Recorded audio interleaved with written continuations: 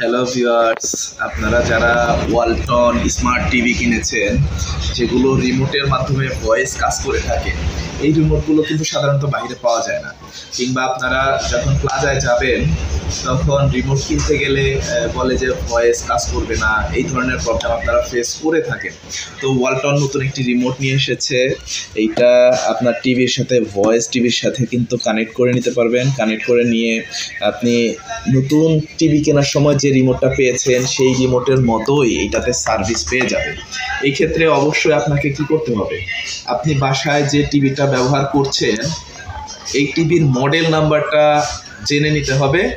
নিয়ে আমাদের যে কোনো বাংলাদেশের যে কোনো ওয়ালটন প্লাজাতে গিয়েই যদি দেখান যে এই মডেলের টিভির জন্য আমি একটি রিমোট কিনতে চাই যেটাতে ভয়েস কাজ করবে, অন্যান্য সব কিছুই কাজ করবে, নতুন রিমোটের মতোই কাজ করবে, তাহলে কিন্তু নিয়ে নিতে পারেন। আমি আপনাদেরকে এই রিমোটটা একটু খুলে দেখাচ্ছি যে রিমোটটা দেখতে কেমন হয়।